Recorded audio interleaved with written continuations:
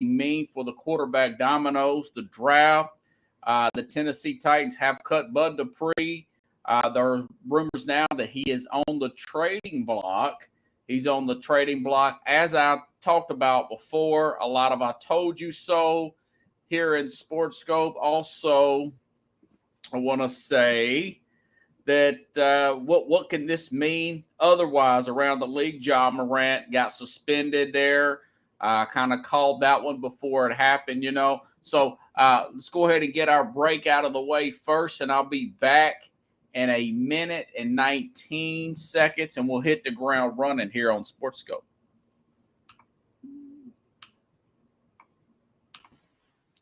Hello, Sports Scope followers.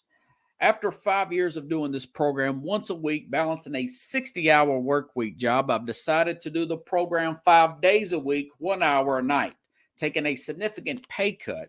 So I've started a Patreon page, which is Patreon, Patreon/SportsScope, spelled the same way at the bottom of the screen you see there. For $5 a month, 17 cents a day, you can help support the program. You ask yourself, why Sports Scope? Well, I bring in such big names such as Al Borges, former Auburn offensive coordinator, and I cover the big news in sports that the corporate media will not cover. If you want to contribute more than $5 a month, you can go use the Cash App. The cash tag is Sports Scope, again spelled the same way, or you can go to the Zelle app, sportscope@gmail.com. SportsScope has about 5,000 followers and growing. If you want to advertise on the program, you can email me. The word is SportsScope, spelled the same way again, @gmail.com. Thank you and enjoy the program. Okay, everybody. A lot of I told you so with the Titans, but Derek Carr. Carlos says, thank you, baby Jesus. No Carr in New York City. I did not think that he was, even though there were rumors that he was getting close. He was getting close to signing with the Jets over the weekend. He obviously did not sign with the Jets. He ends up signing with the, I don't know what's up with my thing here. Okay, here we go. End up signing with the New Orleans Saints. Now, I did not see that one coming. The Saints are well over the salary cap. They're 32nd in cap space, $54 million. But I'll say this. My thing is, this Mickey Loomis is a well of a salesman. That is the general manager of the New Orleans Saints. Apparently, Drew Brees was involved in the salesmanship of Derek Carr. Mickey Loomis, their general manager, he had been the official general manager of the Saints since 2002, and he was involved heavily in recruiting. Drew Brees turned out the turnaround between Brees and Sean Payton, turned around the worst franchise in the league. They had the nickname the Aints. At one time, they were wearing brown bags over their heads, the fans there. They go on and win a Super Bowl just a few short years later. I want to say 3 years later after signing. After signing Drew Brees. Now they end up signing Derek Carr. Okay? And here's the crazy thing about it is they got a great deal on him. I mean, you look at I don't look at the broad numbers of the contract. First of all, you got to look at guaranteed money, and you got to look at really, from my perspective, is how is this team going to be competitive 1 year to the next? Well, I look at year-by-year cap hit, you know. And when you look at year-by-year cap hit, the guy's only a $7 million cap hit this year. The cap goes up to $256. It's projected to go to about it's about $224 and some change right now. $7 million cap hit this year.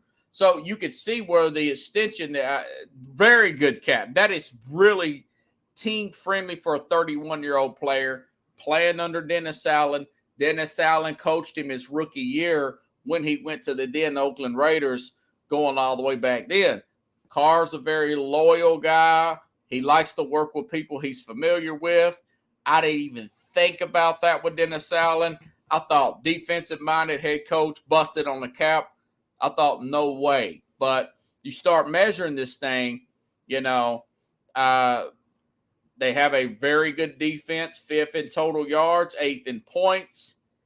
They did beat the Eagles last year, Pickles. They don't have a first-round pick. The Eagles have that first-round pick, which is the 10th pick overall.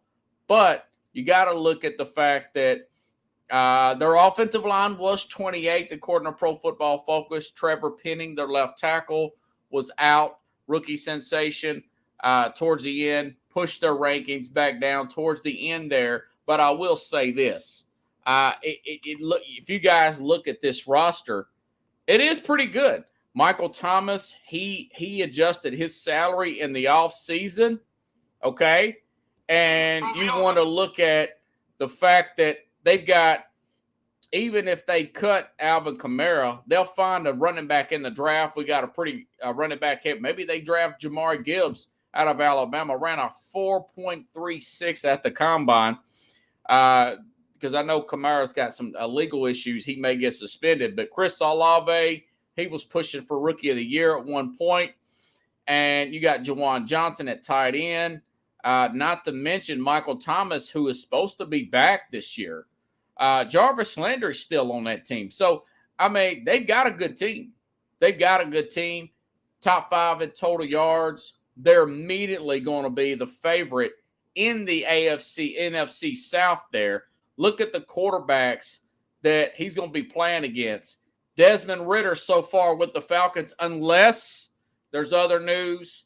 Tomorrow's going to be the deadline where does Lamar Jackson get franchise tag or does he get the non-exclusive franchise tag? In other words, they'll get 2 first-round picks if Jackson is signed with another team.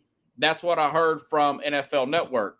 But if Atlanta stays the way they're currently constructed, Carr will be going against Desmond Ridder. He showed me nothing in the offseason. Last season there, the Buccaneers have Kyle Trask and the Panthers got Matt Corral and Jacob Eason. They should be hands down favorites to win the NFC South. I don't know how far they'll go past this. I would have preferred he'd go to a younger, more vibrant team with a Frank Wright and the Carolina or even Atlanta per se. But, hey, it's all about relationships. He felt comfortable with Dennis Allen and Mickey Loomis and Dennis Allen and, of course, Drew Brees. Must have left on a really good note there. He helped recruit Derek Carr. So if you're in the playoffs, things can happen. You look at this team, they were in a lot of games to the very end. Jameis Winston will probably get cut.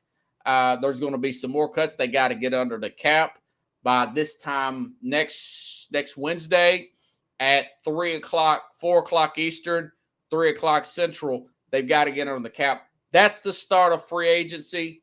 Going to be really interesting there. But we'll see how everything works out in New Orleans. Again, I wouldn't have done it, but they're going to be favorites to win. It's a very team-friendly deal. This, a lot that goes into being a general manager. It's been overlooked, that position in the NFL. If you guys want to hound your owners on not being cheap and paying people, there is no salary cap for coaches. There is no salary cap for general managers. There is, I don't know what that wire is coming from there. Either way, there's no salary cap for scouts, coaches, general managers. That's where we can, as fans, hound these owners about spending the money and not being cheap. And I'll tell you what, Mickey Loomis is a well of a general manager. This guy, like my dad would say, has more moves than X-Lax. He really pulled this one off. This reminds me, if we were talking basketball, this is very Jerry West. This is very Jerry West when everybody in the world back in the time when Shaq was a free agent and with Orlando, I saw a documentary on it, thought that he was going to sign this big $100 million deal to stay with the Magic. Here comes Jerry West swooping in at the last minute, working hard behind the scenes, makes Shaq a Laker. 3 championships later, we look back and say, man, what a recruiting move by Jerry West. This is kind of like that move with Mickey Loomis. Not sure if they're going to win a Super Bowl or anything, but the Saints, they're in a lot better shape than they are in this time yesterday. And you also want to look at the fact that learning experience, folks. How is Mickey Loomis getting under the cap every year? They're dead last the last 2 years, over $50 million in over the cap by $50 to $100 million. And this guy continues to figure out the cap. Got to see what kind of books they're using down there in New Orleans, in my opinion. Carlos says, fifth rib on the left side. Come on, man. I don't know what that means. Mets already pitching like Johan Santana stretch factor.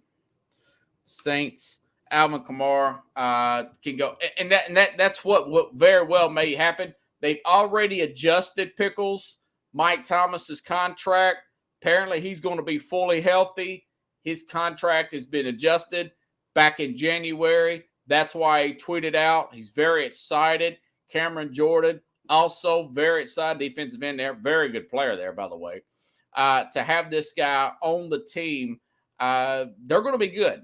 They're going to be good. How good? Nobody knows. Nobody knows. So we shall see, everybody. Okay. Wow. And I did not see this one coming. I know a lot of people were saying, what in the heck did I just do? Here we go. I did not see this coming, folks, with Geno Smith. But later on this afternoon, he has signed a 3-year, $100 million extension to stay with Seattle. He's 32 years old. This came so late in the afternoon that I simply Spot Track didn't even get a chance to break this contract down year by year.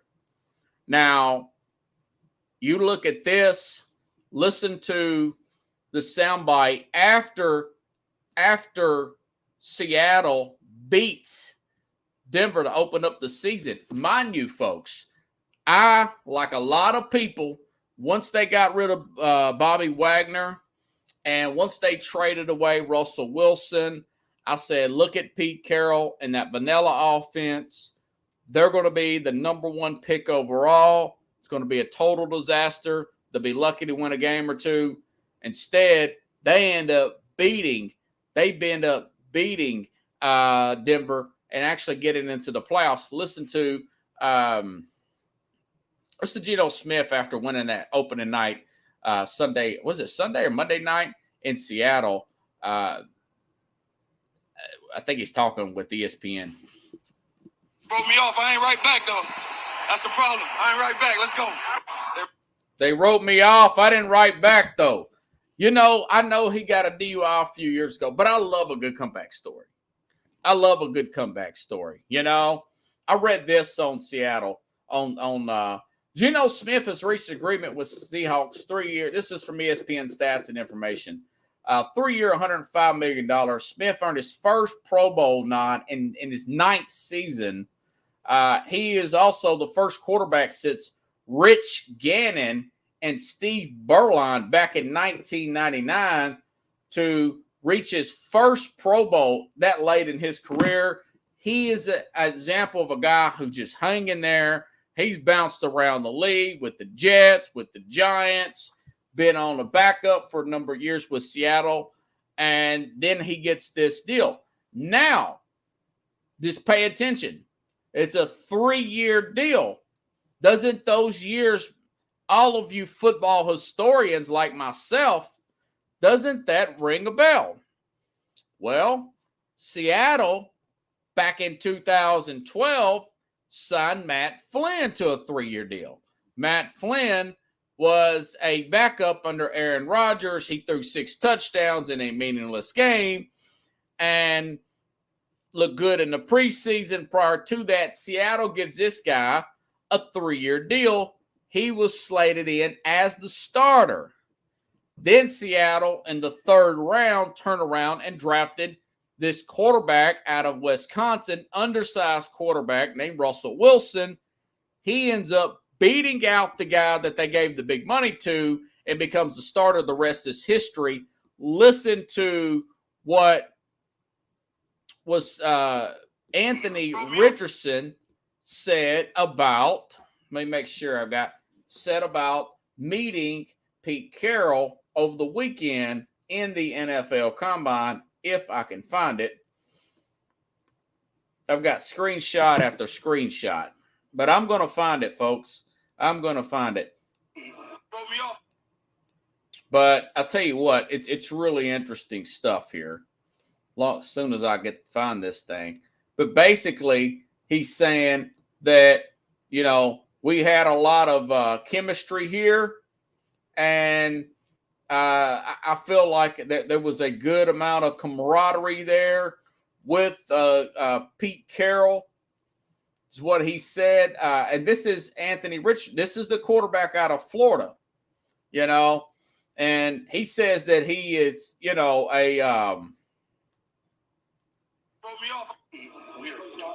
he said that basically, hey man, you know, I feel like I got a good thing going with Pete Carroll. Now, of course, he may have said that to everybody. They've got the 5th pick. So they've got the 5th pick, which they got from Denver. Think about this. They got that 5th pick from Denver in that massive trade. They've got another 2nd-round pick, another 1st-round pick, which is their own pick. They've also got Denver's 2nd-round pick, believe it or not. I actually thought I had that screenshot. I guess I didn't. Either way, I'll tell you what. Good stuff there. So my thing is, could they essentially have draft? Could they draft? Here it is. Anthony Richardson said that he felt an instant rapport when he met Pete Carroll and the Seattle Seahawks. Richardson said that something about his meeting with the Seahawks just felt different. Richardson was reportedly the most impressive quarterback in team interviews at the Combine. The Gators quarterback is now 3rd in odds to be the first pick in the first quarterback. No, the Gators quarterback is now 3rd in odds to be the first pick in the NFL draft. I don't think he's going to be the first pick. If I had to pick from everything I've read over the weekend, I think it's probably going to be C.J. Stroud. There's a story about him and the Tennessee Titans I'll get in just a second. Hold on. Exciting stuff, guys. Exciting stuff. So, essentially, could you see the Seattle? They've already got their left tackle. They've got Shelby Harris to play defensive tackle.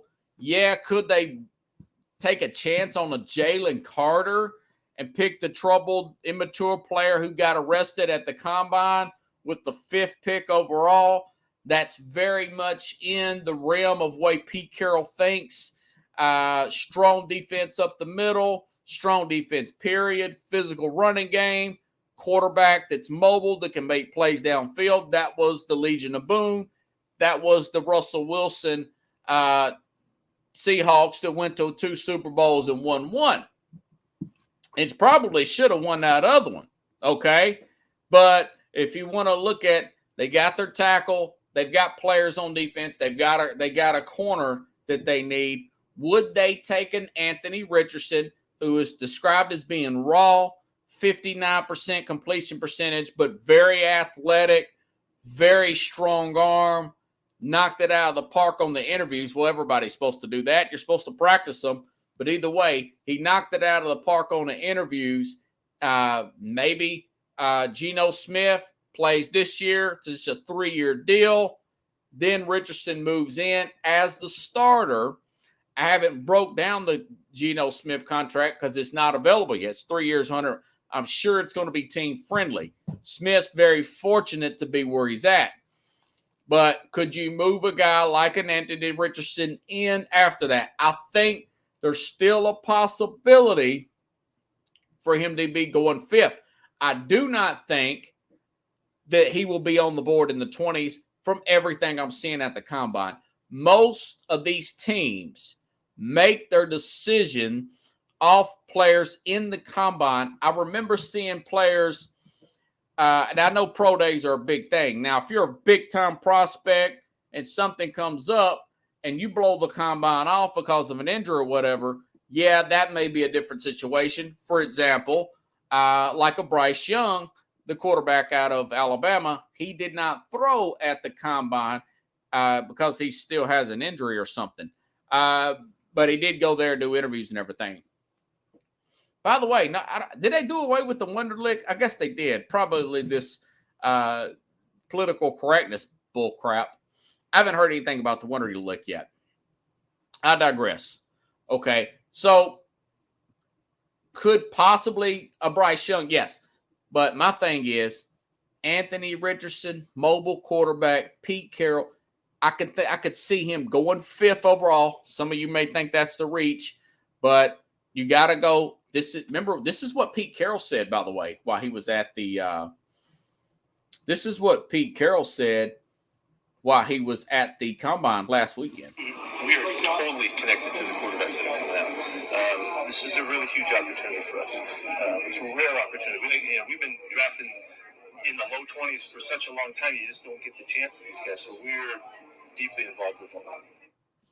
We've been drafted in the low 20s for such a long time. Of course, we're looking at the quarterback position. Now, that was on Saturday. Today's Monday. Now, it was Saturday. It was over the week. That was news from the weekend. Either way, now that Geno Smith's already been signed to a 3-year deal, I'm saying probably Anthony Richardson, if he's on the board, maybe a reach for you all, but not when you know that other teams behind you have that pick. So that's interesting storyline to follow there out of Seattle. But my thing is, could it be a one-hit wonder? I don't know. I know they do have a good running game. I know their defense has improved, and it's been dreadful leading up to last year. I did like Kenneth Walker. They have a lot of draft capital, 2 first round, 2 second round, cap space. Going to have more cap space next year. So, they went from a team that I thought was going to get the number 1 pick overall to firing Pete Carroll to now just retooling. If you make the right moves, there's no such thing as a rebuild anymore if you make the right moves. I mean, they are still feasting off that Russell Wilson trade. So be careful. Don't get so down and out as a fan. If your favorite player gets traded away, sometimes it can come back and play dividends. In this case, it has so far with Seattle, everybody. Okay, I'm out of Nashville, all right? Now, Derrick Henry, like I said, this is one I didn't do a good scope. I'll probably do that tomorrow. So much news broke today, I couldn't keep up with everything. But like I said, the Titans will probably look to trade Derrick Henry. I would. He's 29 years old. He's second in the NFL amongst running backs, taking the second most money, over $16 million. Only Ezekiel Elliott is taking more money from the Dallas Cowboys as far as a cap hit. He's like 16.9. Zeke is like 16.3 pickles. Our Derrick Henry here in Nashville. So over the weekend, there was reports that the Titans were shopping him. The Titans were shopping him at the NFL Combine. They were talking to other teams about trading Derrick Henry. According to Mike Silver of Valley Sports, the Titans spent some time shopping Henry around the Combine to see if any team was interested. Possible trade, although a deal didn't get done. That doesn't necessarily, I got this from CBS, that doesn't necessarily mean Henry won't be traded. The Titans were likely using the event to gauge the interest in a potential trade for Henry in the case they want to make a deal. Although might sound crazy trade, who finished second in the NFL last season, the fact of the matter, with 1,538 yards, the fact of the matter, the Titans have been doing their best to free up cap space.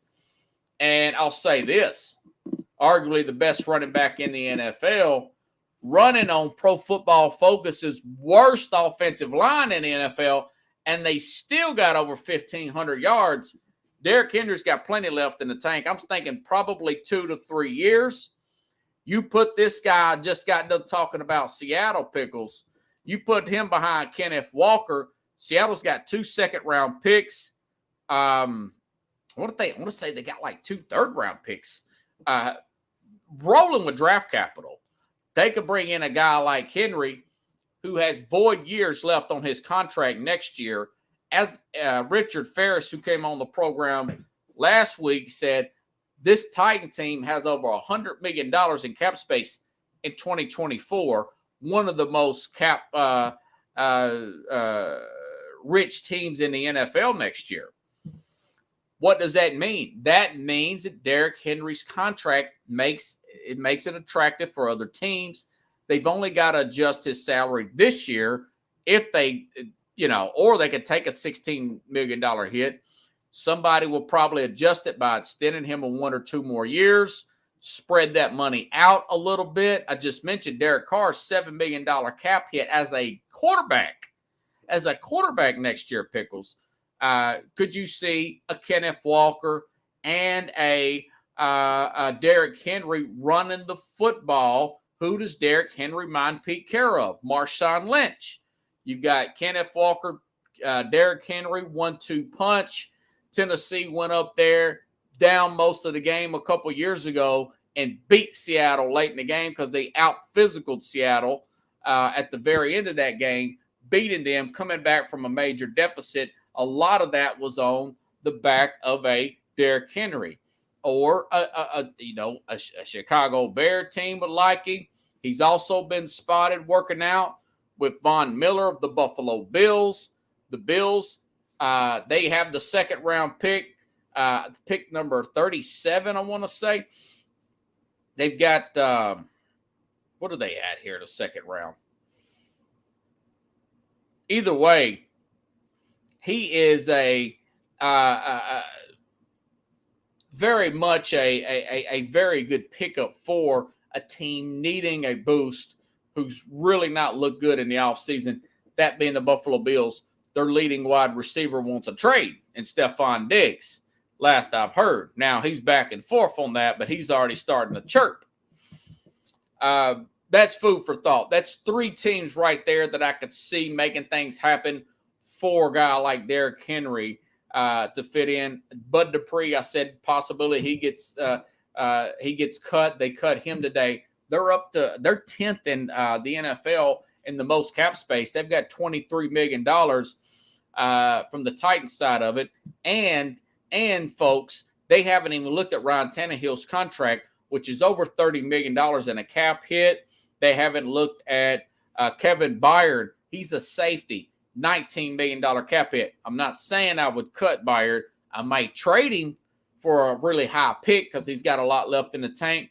But at minimum, they're going to try to get Byard to restructure that money to make this 23 closer to $50 million. Okay? In other news relating to the Titans, Jeffrey Simmons, he's in the last year of his contract. Top 10 defensive tackle according to Pro Football Focus. Had a career year last year. As bad as the Titans were, it was not on their defensive line. He's 25 years old. Top 10 defensive tackle. Put him over the nose. This guy's really valuable. I think that's probably a tactic. Remember Kyler Murray? He took down all of the Arizona Cardinals stuff before he got his contract extension. I think that this is going to be a drawn-out process. He's still under contract for 2023. The Titans picked up his 5th-year option, so I do not think that they're going to let him go. They're probably going to extend him. They're just trying to get that number right. Plus, get his number down, which is $10 million this year. Get that down to maybe $5 million and extend Jeffrey Simmons, extend him for a few more years. Obviously, when you've got a guy like that, I do want them to extend him. No matter what, I do want them to extend him. I think he's the nose of the ball. He's the Tennessee Titans, Aaron Donald, or the closest thing they can get Tua and Aaron Donald, folks. Okay. Now, there was another story over the weekend. The Titans just keep staying in the news. I'm not sitting here searching for news. I cover this league, but this is a team that has been in the news. This is from SB Nation. The report, the Titans could trade up the draft to get C.J. Stroud. The Titans have inquired about trading up in the 2023 draft to get a quarterback, according to Trevor Sinkia and Connor Rogers of Pro Football Focus, NFL Stock Exchange podcast. The Titans have the 11th pick. If Tennessee is interested in drafting Bryce Young, Anthony Richardson, or will leave us, they'll have to move into that top 6. But apparently they really like C.J. Stroud out of Ohio State. Mike Vrabel has a connection up there. According to this article, a lot of what's happened with Stroud is his stock. Now, mind you, he's a lot. By the way, Bryce Young Pickles, 5'10", Alabama, lying about his size. 5'10", 192. That's a cornerback. That is not a quarterback size. I digress. Okay, so Stroud, C.J. Stroud out of Ohio State is 6'3". And this is what he did against Georgia, the best defense in the land. 23 of 34, 348 yards, 4 touchdowns, 94.1 QBR rating, and he ran for 34 yards. And they lost 41-42 to that Georgia team with that great defense there. Now, there's a lot they can do to move up. They can use the 11th and maybe use a Jeffrey Simmons and maybe go to number 1 and get him from the Bears. I'm not a fan of that. That tells me that you're totally giving up on Ryan Tannehill, that you're totally giving up on Malik Willis, who was a 3rd-round pick this year. I don't think he is Joe Burrow talented. I don't think he is Andrew Luck talented. So I'm not a fan of this. I'm just telling you, folks, what's out there. Now, what else could this be? Trying to get into the mind of the Titans brass, whether it be Mike Vrabel, Rand Carthon, the new general manager, the executives above them two, and perhaps Amy Adams Strunk. Let me get into their mind and see what perhaps they are thinking. All right. Now, if they're saying they like Stroud, they may get one of their foes to overpay to move up to 1, whether it be the Colts or Houston to beat them out to get Stroud. Possibly. Another signal that this could be just a smoke signal, could be that the fact that Derek Carr has already signed with the New Orleans Saints and Aaron Rodgers looks to me, if I had to say today, I'm saying he stays with the Green Bay Packers. I do not think he's going to retire the same year that Aaron Rodgers retired. There's no way he does that. Do you want to have your Hall of Fame speech just before the greatest of all time? Do you want to be the opening act for Sinatra? No, of course not. So I do not think he's going to retire. And I do not think nobody really wants to take on his huge contract, including the Jets. So the Titans still have Ryan Tannehill. Maybe they're trying to entice the Jets, who have the Titans passing coordinator there, the former offensive coordinator, to take on Ryan Tannehill, and get a draft pick for Ryan Tannehill. Again, like Derrick Henry, his years are void after this year. So you can extend him this year, get that $36 million something cap hit off, cut that down to more of a Derek Carr type of cap hit, and then you move forward. Remember, this team has one really good running back. He got hurt. He's coming back. He's also worked with Corey Davis before. I know Carlos does not want to. Pickle says DUI Downey. That's pretty funny. I'll put that up there. He's worked with Corey Davis as a receiver. man, you've got Garrett Wilson. Didn't he win Offensive Rookie of the Year? And Sauce Gardner won Defensive Rookie of the Year. So if you look at it from those two perspectives, that would make sense. They could probably get a third-round pick out of the New York Jets. And then, whether they draft another quarterback or not, Tennessee needs a left tackle like nobody's business. I'm reading that the Kansas City Chiefs, they're definitely going to sign Orlando Brown by just about any means to a long-term contract. I'm hearing that I'm reading, like I'm not an insider. I'm reading that maybe they keep Orlando Brown there. But this McClinchy guy from the 49ers, he's supposed to be available. Now, that guy's played left tackle and right tackle. He's the former 49er who's coming into free agency. Ryan Carthon is from the 49ers. He's got the whole scouting report on this guy. Would the Titans, who's probably going to get, my guess is they're at 23 now. I think they could get between $40 and $50 million in cap space before, possibly before the start of free agency, which starts a week from Wednesday, March the 15th, which is also the new year. Possibly they could work that out and get McClinchy, sign him at maybe move him over to left tackle and get another right tackle or guard, get those guys in the later rounds and use that 11th pick overall for something else, possibly moving up. Now, the Titans, again, they're going to have over $100 million in cap space in 24. So if they got a quarterback on a rookie contract this year, they can load this guy up with weapons next year, and Tennessee can make another run and challenge the Jacksonville Jaguars. By the way, Calvin Ridley, who just got reinstated into the league, they're going to have Calvin Ridley there, Pickles. They're going to have Calvin Ridley there. Yeah, as of today, Tennessee's $23 million in cap space. They're just under Seattle. And obviously, Atlanta's got 67. Maybe Atlanta takes on Derrick Henry and has him and Al Jazeera or whatever the guy's name. I call him Alligator, the young running back. So there's a lot of possibilities there, And by the way, for the record, the Bears general manager, Ryan Poles, is confident he could swipe the first-round picks and get a first round this year and 24 and 25 from the oppositions.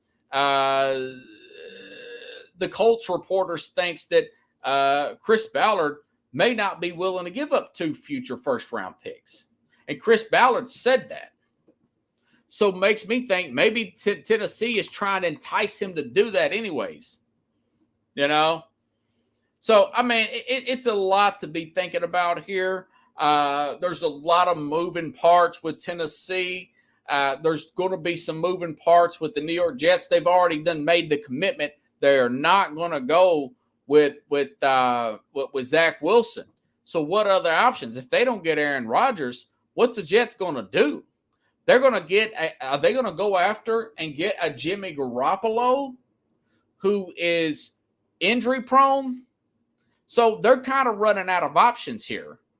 It's we've got a lot to learn between now and next week. We don't know, by the way, still being in the works with Lamar Jackson. If he's given the non-exclusive tag, which that's a possibility, if according to NFL Network, then a team could take him. And if they don't match it, they get 2 first-round picks. I don't know where they're going to get them from, but this is something that is when the ramifications of the books in the NFL, the way the league has worked. And for a side note, here's Greg Auman. This is a reporter. Not a Singer from the Allman Brothers says he covers NFC South. He claims that Rich Eisen of the NFL Network is hearing that Tom Brady might not be done. He has retired and unretired before. So if Brady comes back, then that opens that window up for somebody else to go after Brady as well, maybe even a Miami. But going back to Lamar Jackson, with the $67 million, Atlanta, again, would be a good fall spot for Lamar Jackson. Carlos, that opens the Jets up for Lamar Jackson sweepstakes. And a Washington Commanders, there's been rumors of Commanders possibly be interested. Talked to Philly, the sports guy, yesterday on another show, and he says that Barstool started that rumor. And I said, well, as a joke, crypto was started as a joke. I still think it's a joke, but other people go into crypto, right? So, these movable chairs, I can't give you an answer because nobody knows. Quite frankly, the people that are going to make these moves, I don't think they know. I don't think the Jets quite know what they're going to do next. Because I thought coming into Saturday that they felt like they had a leg up on the Derek Carr thing. But the Jets are out to do something crazy. They may overpay and go after Rodgers, and then Jordan Love end up staying, and he'll have some extra weapons to deal with the Green Bay Packers. And, of course, you got to throw in the Raiders. They're pretty crazy. They've got a lot of cap space. Maybe they go after Rodgers with that crappy offensive line. They've actually franchised Josh Jacobs. So they'll have Jacobs. They'll have Rodgers. They'll have Devontae Adams. Crappy defense. Crappy offensive line. Same problems that Derek Carr had. But Rodgers can keep you in the game. Lot to be. And look, guys, this can go down tomorrow. This can go down over the weekend. This can go down anytime as far as trading a guy like a Derrick Henry. And you say, why is that? Because next Wednesday, going back to the Titans, next Wednesday's free agency. Saquon Barkley hasn't been tagged yet. He might be a free agent. The other running back for Cleveland, not Nick Chubb, but the other guy, Kareem Hunt, Hunt's Ketchup. He might be he's going to be a free agent. Now, he is no Saquon Barkley, and he is no Derrick Henry, but, those guys, the Titans really need to make a move before those guys hit the market. They don't want to have a lot of competition. Leonard Fournette, not in the league with Henry can play through injury. Fournette, you don't know when Fournette's going to show up. You just don't know. He don't really look like he's in good shape half the time, Pickles, if you ask me. Titans looking to 226 Super Bowl hope. Yeah, well, hey, check it out. They're going to have over $100 million next year. I still say they're going to re-sign Jeffrey Simmons. I think this is all tactics. I think it would really tick off Vrabel if they did something with Simmons because he's the heartbeat of the defense. He's this team's Aaron Donald. Pickle says maybe they franchise tag Simmons. Now, they don't technically have to do this because he's under contract this year because they picked up his fifth year option. Henry, big divided. No such thing as a rebuild. Tell that to NYC fans. Yeah, if you have bad management, you could be rebuilding for 10 years. If you have sharp Mickey Loomis, Brett Veach with Kansas City, Eric DeCosta up in Baltimore, Pittsburgh, those guys don't rebuild. They retool. They shuffle around. They retool. Green Bay, they shuffle things and retool. Cleveland's been rebuilding for 20-something years. Cincinnati been rebuilding since 1989. And then they finally got Burrow. I mean, you could say, well, they had a hiccup there with Wentz, but once Palmer got hurt in 2005 playoffs, he was never the same. And he wanted to get out. He wanted to get out of town. Pickles says, "See Cleveland." But I think the Titans are doing well. I've liked every move they made up until this point. I wouldn't go after C.J. Stroud, though. I would either restructure Tannehill, move off Tannehill, and work out something with Dobbs, work out a very team-friendly 3-year deal with Dobbs, and let him and Malik Willis battle it out and count. If both of them are bad this time next year, go after one of the top quarterbacks next year, which is going to be the North Carolina quarterback or the USC guy. If you want a player bad enough, you can get him. You can put 3, 4, 5 first-round pick. You can go up and get him. You can make it happen. San Francisco did. Seattle or Washington, then Redskins did for Robert Griffin. Now, those didn't work out. But if you want a guy bad enough, I think you can make it happen. Go up and get him. Rickle says Pittsburgh reloads. Okay. Let me make sure I don't have any more notes here, guys. Okay, so as you know, I had Matt New Yorker on Friday. We were talking about Ja Morant a little bit. I told you I had a feeling something's going to break off of Ja Morant. He had this thing with the 18-year-old, 17-year-old last year, fills out the police report. It just now comes public. Him beating him up, flashing a gun at him. There was an incident with the laser beams or whatever with the Indiana Pacers. The dad almost getting into it with Shannon Sharp. There was a security mall incident with the security officer at a mall. And then last Saturday, took the cake going into Friday night, going into Saturday morning. He's relinquishing a gun on his Instagram Live. Now, the Colorado police are looking into this. I guess it was in Colorado. And before that incident happened, Steven Adams had a team meeting. Listen to Shams Charania talk about this today that we just now learned about. Steven Adams, one of the older players, the veterans on the team, had a team meeting. This is what Shams Charania of The Athletic says. Good NBA guy. And what's more is I'm told, guys, that there was a players-only meeting recently where Steven Adams, their veteran center, he spoke out about how the team needs to show better discipline on the road, how they need to stay away from going out when they're on the road. This team is 12-20 on the road this year. They're stellar at home. 12-20 on the road. Road record for them. And I'm told those in the room, when Steven Adams spoke out, they knew exactly who he was directing this to. It was no one other than Ja Morant. And so clearly, Ja Morant still went out in the early hours of Saturday. That video was posted with the gun, and there's questions. Was the gun his? Did he have a license? Was he traveling with the gun? Where did the gun come from? Was it a friend's? How many other weapons were there? Is it even legal to carry a weapon in the area that they were at? So there's a lot of questions that not only local authorities and also the league need answered. Yeah, and he's suspended 2 games. The head coach said last night that he's suspended indefinitely, so he could get suspended more than 2 games. I'll say this. To me, it really comes off as a blessing in disguise. I'm glad that the league suspended him 2 games. I'm glad that Steven Adams said what he said.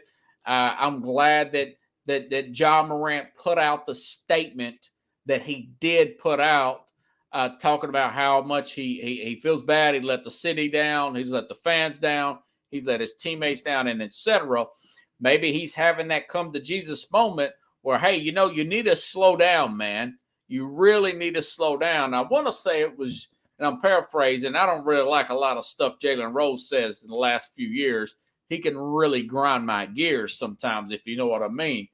But that being said, Rose did say it seems like he's having a hard time. I didn't get a chance to get that soundbite, but he's having a hard time adjusting to this rocket shot of fame.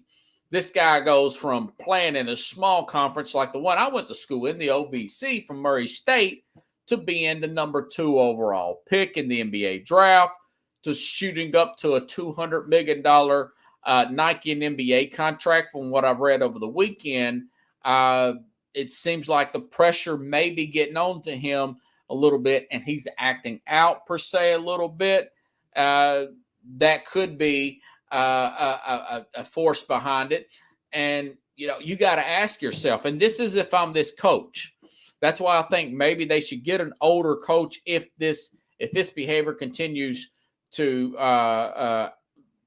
proceed with Morant. Maybe you need to get a Chuck Daly type of coach to talk some sense into him and lay down the gauntlet. And the team needs to give the coach the authority to do everything that's in the NBA PA, the collective bargaining agreement that he can legally do as far as being strict on Ja Morant. But my thing is, this is what I tell Durant or Ja Morant.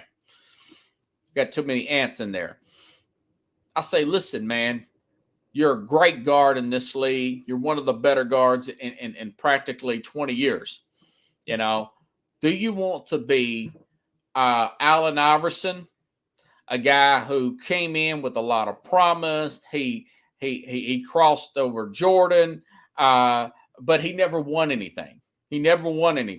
He had beefs about practice. He liked to party a lot. He was saw doing a lot of house parties. He got in some off the court troubles as well. He has trouble coming in the league.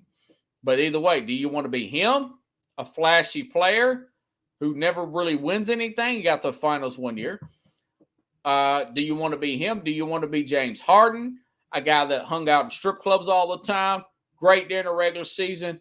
Great for highlight films there for a few years. Made a lot of money. Looks like he's not going to get a ring. He's not going to get one this year, I don't think. You want to be a John Wall, energetic guy, or Russell Westbrook? Or do you want to be like a Isaiah Thomas, a guy who there's another higher level of respect for with his legacy, a 2-ring guy? That Detroit team reminds me of this team with the modern day rules. Look at Steven Adams. Don't he kind of remind you of a Bill Laimbeer a little bit, Pickles, right? Memphis is kind of like the bad boys of 2023. So you got to think about Detroit's Memphis. There's some similarities there in the cities. Do you want to be like a Steph Curry, another guard who came in shooting the ball really well, high IQ, dad really involved in his life as well, multiple championships? Do you want it to be in that realm of things? Or do you want to be like one of these, man, what if this would have happened? Or what if he would have grew up at this point in his career? Or that point in his career, like a Derrick Rose, for instance. So you have to look at it, and you have to have that man-to-man conversation. Taylor Jenkins is a good X's and O coach, but is he a good straight shooter coach? Does he have Chuck Daly mentality to talk to these guys straight? I've watched some interviews with him over the years, Chuck Daly, a little bit before my time, but he says, listen, if you don't do what I ask you, I'll trade you to Milwaukee, okay? We'll trade you. We'll get you out of here if you don't do what I ask you. I'll bench you. If you still don't want to do what I ask you, then I'll trade you. That's what Daly said. That was a different era, but that's what he meant. He meant business. He was fair, but he meant business in what he wanted to do. The fact that his dad is so much involved, maybe his dad does take the sunglasses off, take the hat off, stop being his best friend, has a conversation. Man, you've worked your rear end. I'm living vicariously through you, but I don't want this to fail like this. Yeah, the money will still be there, but do you want to be just another great flash in the pan, or do you want to be one of the legends that we're talking about and you're talking about 25 years from now? It just popped up on screen. Tom Brady might not be done. Keep an eye out, Rich Eisen says. So Tom Brady's going to end up pulling one of those Brett Favre's. He's going to end up pulling a Brett Favre. That headline just popped up on my screen. Pickle says they're a scrappy bunch. He says Taylor Jenkins is an excellent coach. They're real scrappy on defense. Dylan Brooks, I want to say, got suspended for too many technicals. They still almost beat the Clippers. He'll be back. My guess is This is a wake-up call for this team. They're sitting at the 2 seed right now. They have every ample opportunity to get it together and go on a run just before the playoffs there, Carlos. APSU just fired ex-Duke assistant coach Nate James. Yeah, I still miss the days of Dave Luce. He was doing he was the AD and the coach. Austin Peay did not have that big a budget, you know. But anyways, it's something to think about. I'm glad Steven Adams said what he says. That tells you that he's not intimidated, that this team is serious about winning, and I think it's going to work out for the better. I really do. I think this thing is going to work out. I think this guy come in with a lot of promise. I don't think now it could be worse, could be wrong, but I doubt it. I doubt it. They loose all over the place, but did a great job. Yeah, he was. Yeah, and he won when I was there, but that was 17 years ago, man. 2006, December of 06 is when I graduated Austin Peay, Carlos. So I don't even know if Dave Luce is even alive right now. That's a former coach of the Austin Peay. So, you know, if you guys like the show, share the show. I've got other things to talk about. Tomorrow, a lot of good players are being released. Check this out. I'll tell you guys this and I'll go. Eric Kendricks, linebacker out of Minnesota. Guy still playing at a Pro Bowl level. Boom. Got cut. Got to pay Kirk Cousins. Bobby Wagner with the Rams. Got cut. Allen Robertson. He's going to seek out a trade. He may get cut. That guy, he's a league minimum guy at this point. Allen Robertson shows me that he can still play. These are all guys in their 30s. I like Kendricks the best, but Bobby Wagner's still a good player. But that's a position now. Bates, the really good safety out of Cincinnati, looks like they're going to let him walk. John Johnson, safety out of Cleveland, he's going to walk. The team with a lot of money and wanting to go for it this year. Plenty of good safeties out there. Good linebackers out there. Linebackers, a lot of these general managers, they're in my age group. They're looking at these teams that's been in the Super Bowl. They don't have great linebackers. They're good up front. According to Pro Football Focus, Chris Jones, the best defensive tackle in football. Look how good he's played. Jeffrey Simmons, not too far behind him at 9th. You keep guys like Chris Jones and Jeffrey Simmons. You can replace linebackers in this modern-day football with draft picks or lower-end guys that don't cost you a fortune. Now, if you're a Baltimore and want to build your team on dominant defense and be a total outlier, I understand also what they did in extending a guy like Roquan Smith from the trade they made with the Bears, because that's what their identity is. They want to be a cut above the rest when it comes to the defensive side of the ball. But the rest of the league, they're thinking, man, running backs, linebackers, safeties, you can let those guys walk. Cornerbacks, edge rushers, defensive tackles, quarterbacks, offensive line, left tackle, push up the middle. Those are positions you want to pay and retain, okay? All the rest of that stuff is icing. The wide receivers, you should pay one, don't pay two. And if one's wanting to be the highest paid, let him walk or franchise him and trade him. Let him be somebody else's headache. And then you can pull a Minnesota Vikings and get a better player in the draft in Justin Jefferson, okay? And move Diggs on somewhere else. So this is a very exciting time of year. One team's trash is another team's treasure. There's going to be a lot of big cuts. There's going to be some surprising cuts made. I'm here to I can't wait till they come up here in the next 9 days or so between now and next Wednesday. A lot of craziness going to happen. A lot of players you're not expecting to get cut will get cut. Okay? I'll see you tomorrow, folks. Same Kenny Golladay, Carlos, that totally fell under the radar. He's a free agent. He was one of the biggest busts of all times, signing with that Giants team from Detroit as a free agent. Thanks, guys. I'll see you tomorrow. Same time, same place here on Sports Scope.